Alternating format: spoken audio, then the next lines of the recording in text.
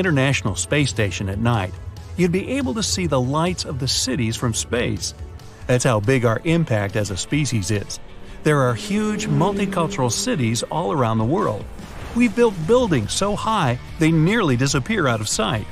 Cities built from the ground up for thousands and thousands of people to live in. But oh, what's this? What a beautiful monkey! What are you doing there, buddy? You want that banana? Yeah, it looks delicious. Be careful now, don't fall down that tree. Oops. Boy, nature can be so brutal sometimes. I'll bet it didn't wake up thinking it was going to become a lion's breakfast. What? No humans? Where did they all go? Looks like when that monkey fell from the tree, it created a chain of events that led to no humans ever existing on Earth. I know what this is. We must be in an alternate universe. Well, let's skip a few thousand years ahead. What does Earth look like? Humans have altered about 50% or more of the planet's surface. So there aren't going to be any cities or landscape previously shaped by us in this reality. There's not going to be a human touch at all. The Earth now seems to be an animal paradise. They're everywhere. These animals that were previously only found in Africa are now all over different continents. There are lions roaming free in America. Oh, and look, in Europe, there are rhinos, elephants, wolves. Wow, moose. Even bears are here. Since there are no humans taking up most of Earth's space, mammals are now free to be everywhere. Well, you know, different mammals than us. There's a huge diversity of them too.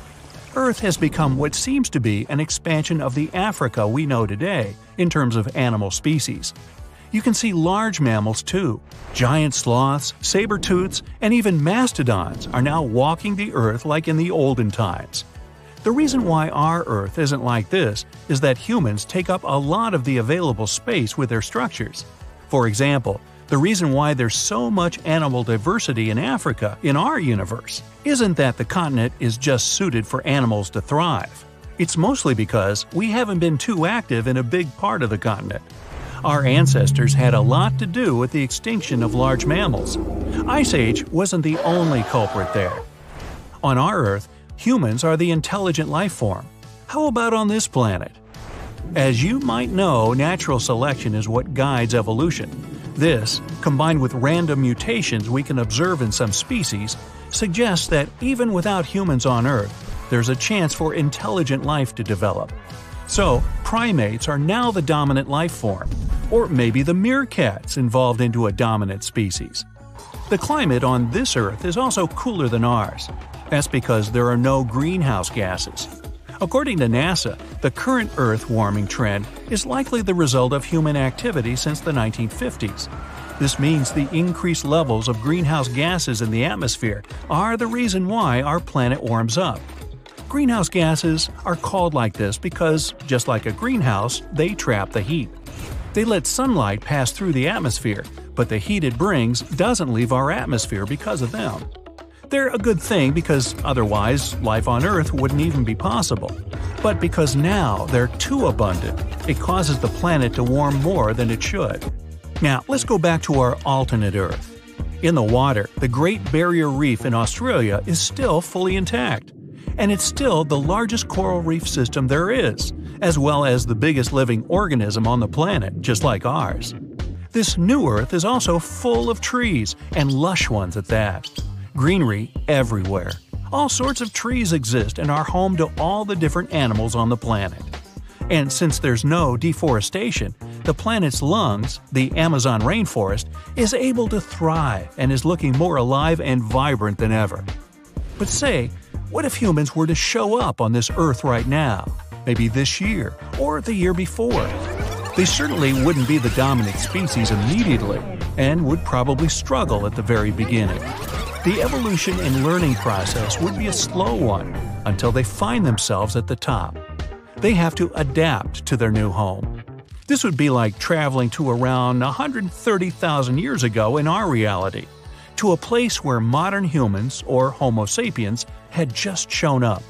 Humans back then weren't new. The only new thing about them was that they evolved into Homo sapiens. It wasn't like we were dropped off from a spaceship onto Earth or anything like that.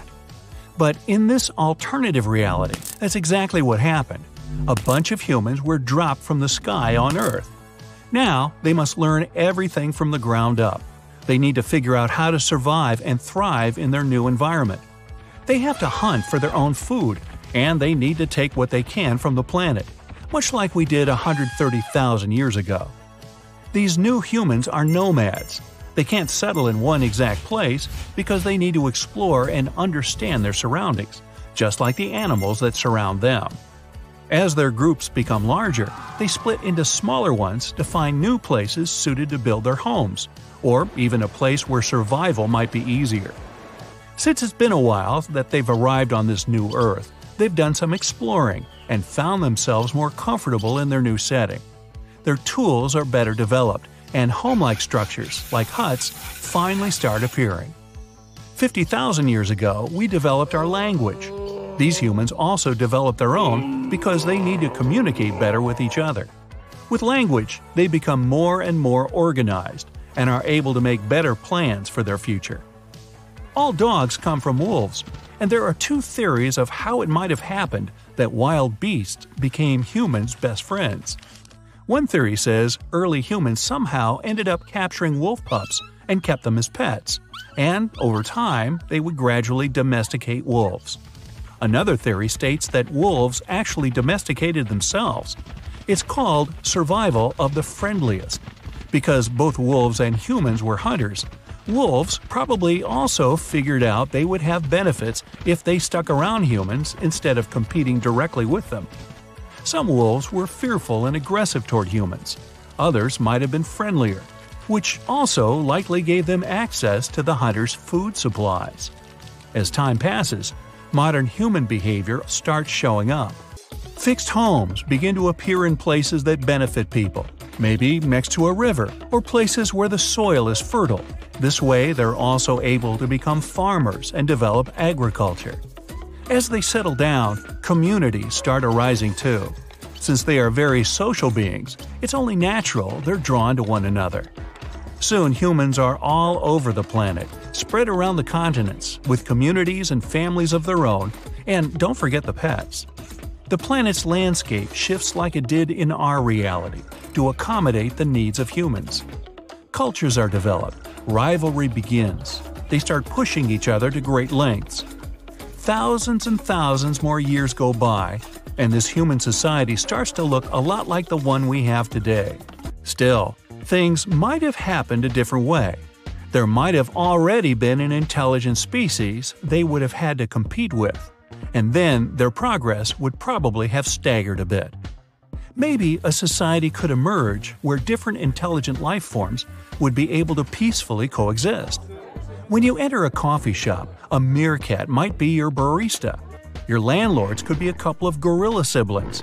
Or when you go to a barber shop, a primate that's only wearing a barber jacket would be the one to cut your hair. If not, it's likely things would end up the same as our reality. Humans would not be the most numerous species on Earth, but they would certainly still be the most impactful one.